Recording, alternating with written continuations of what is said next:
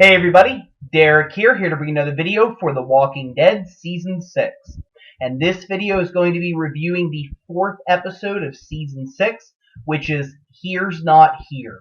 It was amazing. I really was expecting a lot out of this episode, with it being centered on Morgan and seeing exactly what he went through, and they pulled it off, and then some, in my opinion. So I'm going to talk about it. If you are not caught up with Walking Dead, if you do not want to know what happened, you have not watched the episode yet, then don't watch the video because otherwise you will be spoiled. Okay. So the episode starts out with Morgan actually in the present. The first part of the episode and the last part of the episode were all in the present, the now. They did the now and then thing again, but they only went back and forth those times, so it wasn't as complicated this time. And what it turns out is that the Alpha Wolf, in the episode JSS at the very end when Morgan was fighting with the Alpha Wolf, who's played by, I believe the actor's name is Benedict Samuels, we were under the impression that maybe he had killed him. He had kept on attacking him and he hit him on the head. Turns out he didn't. Which is something that Morgan stands by, is not killing people. And he's been holding him in the same house that Morgan stayed in at first when he got to Alexandria, in a sense as a prisoner. And what the episode really is Morgan relaying what happened to him and telling him his whole story. Because in Conquer, when they first talked, the guy expressed how much he really loved to actually just sit down and talk to people, and Morgan entertained him. So, what we find out with Morgan is that, he did stay in the town. For how much longer after Rick and Michonne and Carl left, we don't know. But, he does not get better. He does not start out better. He's, in a sense, the same way. He's yelling at himself. He's like, you were supposed to do it. You were supposed to. You had the knife. You had the gun. And he keeps yelling at, nothing. And he ends up knocking over a lantern and setting his base on fire. So he leaves the town. And he ends up going out into the woods. And he sets up shop and continues to clear. That's what he does. And a lot of that, again, I think is really still this idea of he is bothered and affected and traumatized by what he has experienced with Jenny and Dwayne. I think that that's something that was very clear. He clears because, that's just what he's meant to do. And it's, in a sense, part of it, I think, is to just condone for, what happened before, because he didn't kill Jenny, and as a result, Dwayne got bit, and, either turned or Morgan had to put him down. We don't know. Dwayne wasn't in the episode. There was a chance he might have been a walker, just like in the comics, but they didn't go that route, which I was okay with. I think they did pretty good with it. And we see him, again, just killing walkers. He writes his messages. He writes, here's not here, clear, and pointless acts. So a lot of those are explained as the episode goes through. Well, we already know what clear is. But it turns out that Morgan also, his philosophy is also to clear people, which we kind of got the hint at in the episode Clear back in Season 3.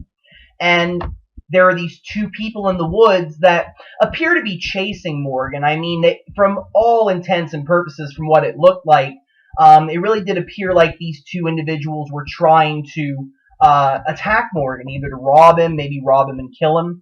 And Morgan ends up killing both of them. He stabs one of the guys with a stick, and the other guy he strangles to death. And the guy continues to say, I'm sorry, I'm sorry, I'm sorry, but Morgan kills him nonetheless. And eventually Morgan makes his way to some cabins, a garden, and a goat, just, out in the middle of nowhere. It turns out the goat's name is Tabitha. And, he comes across, it's such a beautiful place, but, again, Morgan's just trying to clear. That's just what he's doing.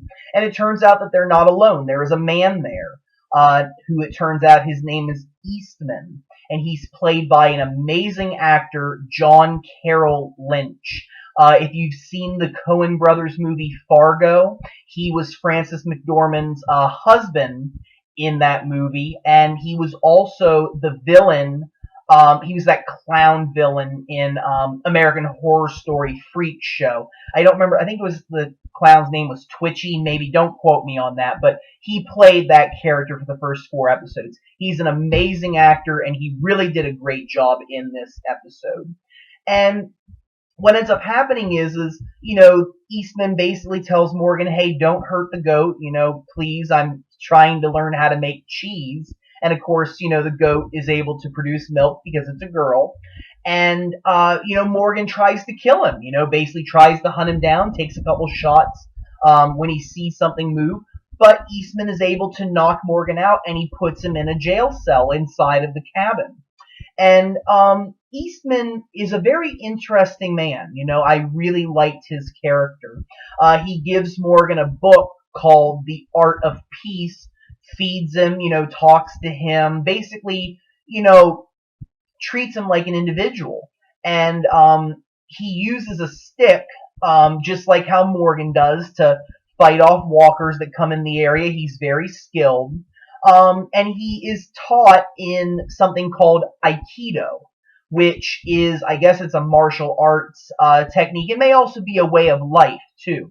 But basically, the purpose behind it, it means, from the book, not to kill, not even the most evil person.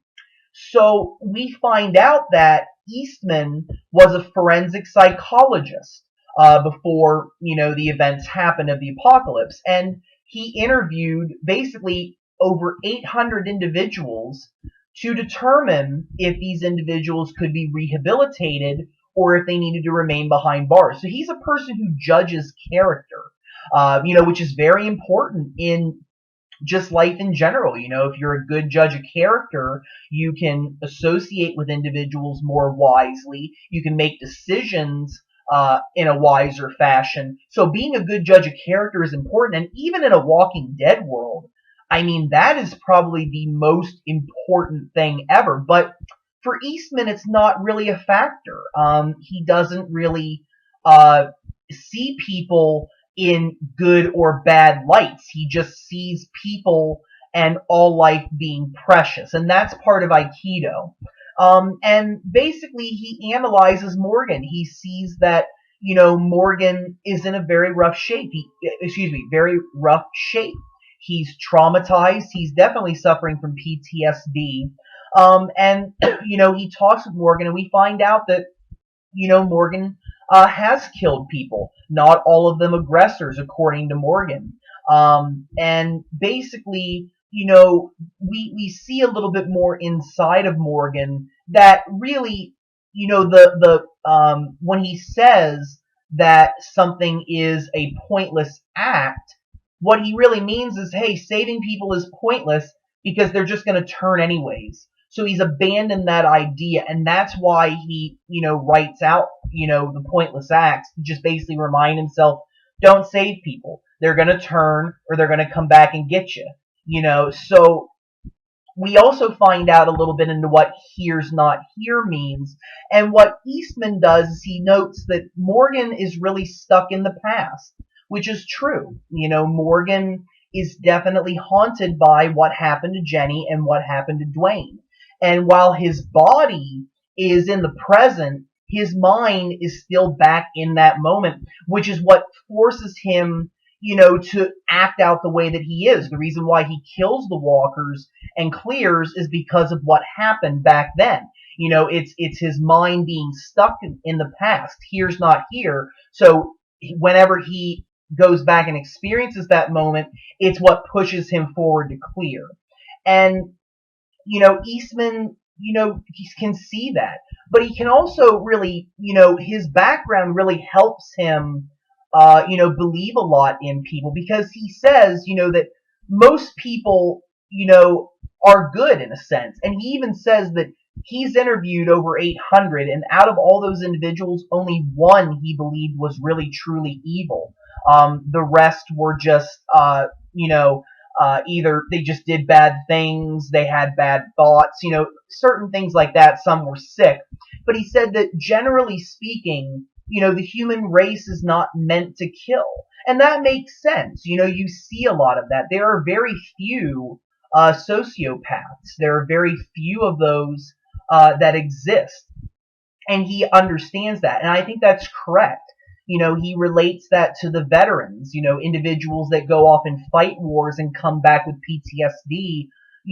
We're not, as a human race, meant to kill each other. That's not something that we do. We have feelings, and that makes sense. And I think that he uses that in order to really, believe in people. He says that even individuals that do terrible things can still heal because they still have feelings. They still, can come back from this. And he believes that Morgan can do that. And he gives Morgan a choice. He can either stay or he can leave. But he tells him, and Morgan makes several threats. He actually asks Eastman several times to kill him, but Eastman won't. And Eastman basically says, but I'm not going to let you kill me, though. That's not going to happen. So you can stay or you can go. And Morgan still tries to attack him nonetheless. But, Eastman, with his, Aikido skills, is able to beat Morgan. And Morgan basically goes back into his cell, and he stays there.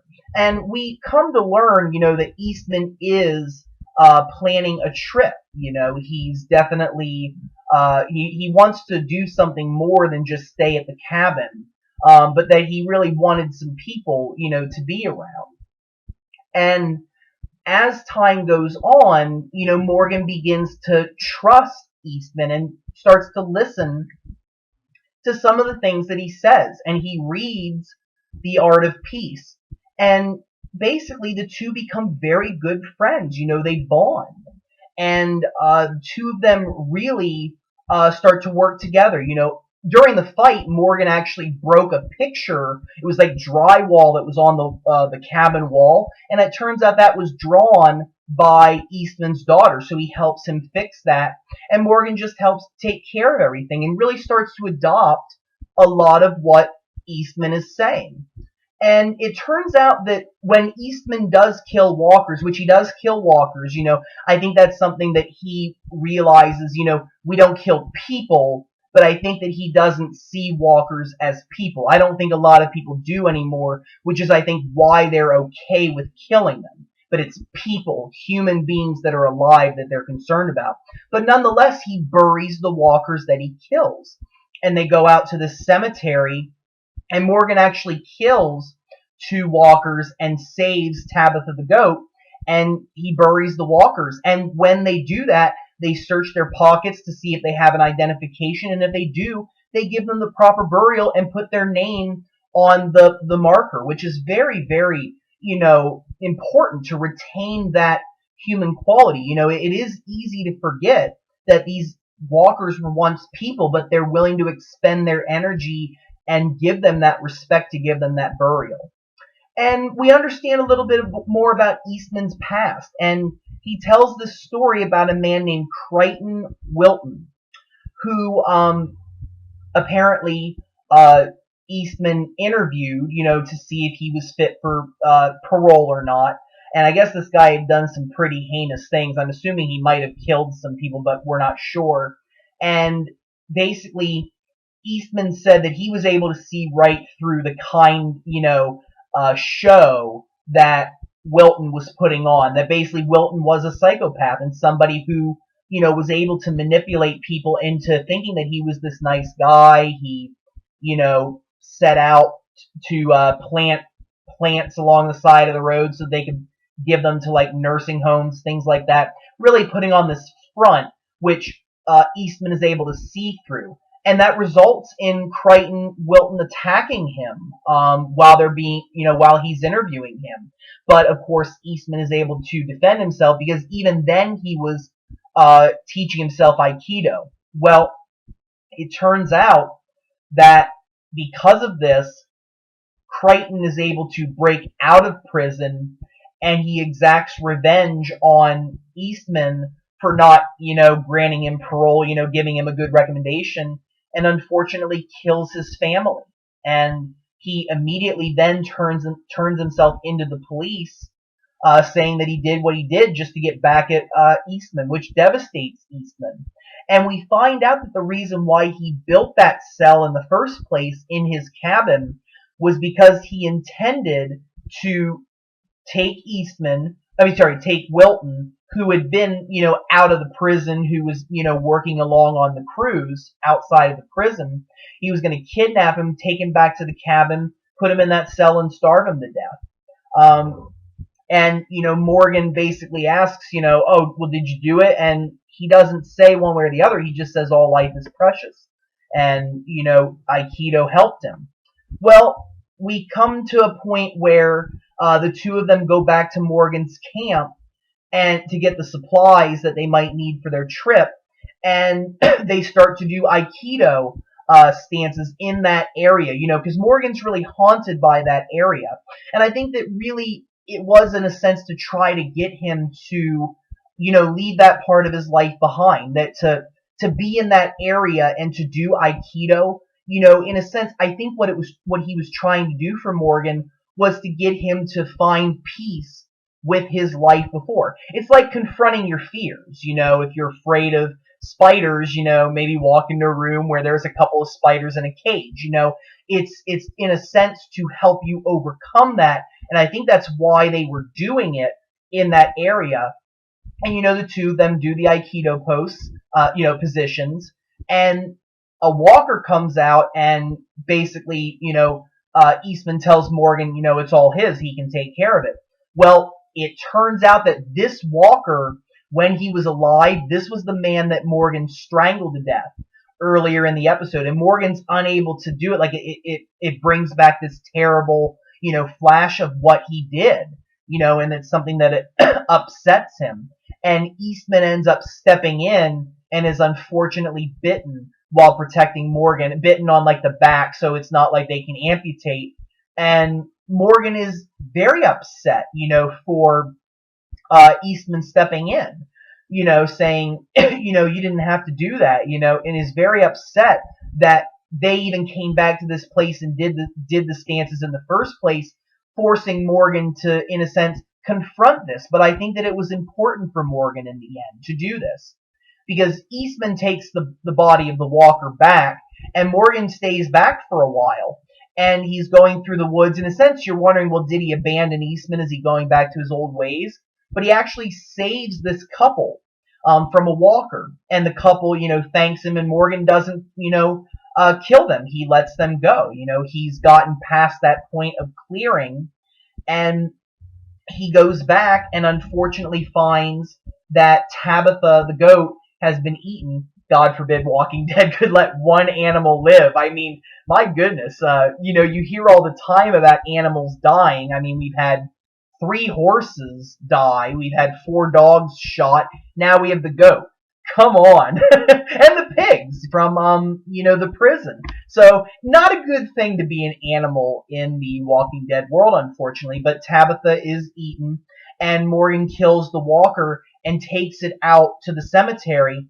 While he's burying it, and Eastman's there, he sees that one of the graves is Crichton Wilton. And it turns out that Eastman actually did do what he set out to do. He kidnapped Crichton Wilton, took him back, put him in the cell, and it took 47 days for him to starve to death. Very frightening, very definitely shocking indeed that he went through with this. And it turns out that when he went to go turn himself in, he really did turn to Aikido. He realized that what he had done was wrong. He was set to turn his life around. He went to go turn himself in, found out that the zombie apocalypse had happened. So basically, it really shows the flaws that every individual can have, but it's this idea of, look, you can come back. Even though you've done terrible things, it's about devoting your life to what you can do now and, in a sense, make up for the things that you did before by starting new, by not killing anybody, by adopting Aikido. And that's the idea here. So I thought it was really nice that they were able to, relate the stories. And what ends up happening, of course, is since Eastman was bitten, he Well, he kills himself off screen, if I'm not mistaken. Basically, Eastman tells Morgan that he can either stay at the cabin or he can leave. But he would like Morgan to leave. You know, he wants Morgan to go out and find people and have a life. And he basically then tells Morgan that he's ready to, you know, pass on, and he has a gun and a lockbox. So I'm going to assume that he shot himself, because if you really do adopt this Aikido thing, then you don't want to make somebody else kill you. I mean, maybe that's my assumption. But anyways, of course, Eastman passes and Morgan leaves. You know, he does set out on a journey, and of course, we see him come across the signs for Terminus, and that really connects us up to, you know, where we're at. And it goes back to the present, where it turns out, of course, Morgan has been talking to the Alpha Wolf. And the Alpha Wolf is, you know, he's like, oh, wow, you know, that was a really nice story. And he says, well, do you really think that this can work on me, Morgan? And Morgan says, yeah, you know, I believe that it can. I believe that we can make you a better person. And really, you know, he's in a sense the circle, you know, which Eastman talks about, this circle that really, you know, everything circles back, you know, and this is Morgan now potentially helping somebody here. And, you know, the Alpha Wolf reveals that he's been cut and that he's infected. It's infected. So he may die of illness, but he tells Morgan, he's like, well, if I don't die, you realize that, you know, if I get out of here, I'm gonna kill all of you, because that's my rules. That's who I am. And Morgan says, okay, but you know, he sticks true to his Aikido, which again, you know, really, it's really hard to say who's worse. I know that sounds kind of crazy to say, but you know, you take somebody like Morgan, who in that stage, is there really much of a difference between what the wolves were doing and what Morgan was doing to people? Morgan said he killed people that were not aggressors. You know, of course, we didn't see that on screen because I think that would ruin our image of Morgan, but we know he's done terrible things. So really, this line of giving this person a chance versus this person a chance has really been thrown for a loop here, and I think that it really makes you question a little bit more about this. And I may go on with that in a different video, you know, to analyze that. But that's pretty much what happened in the episode. Morgan does leave, and we don't know whether he locks the door behind him or not. So he may have left the door open, just like Eastman revealed that he left the cage unlocked the whole time. He had no key. So the guy might get out, the guy might not. But the episode basically ends with somebody yelling and Morgan goes running. So that's the episode. I thought it was amazing, and I can't wait for next week. So let me know what you guys think. You know, don't be afraid to comment. Let me know what you think about the episode. Feel free to subscribe. I do have more videos coming. If you have any suggestions for future videos that you would like to see, don't be afraid to suggest them. Have a wonderful evening, everybody, and thank you very much for watching.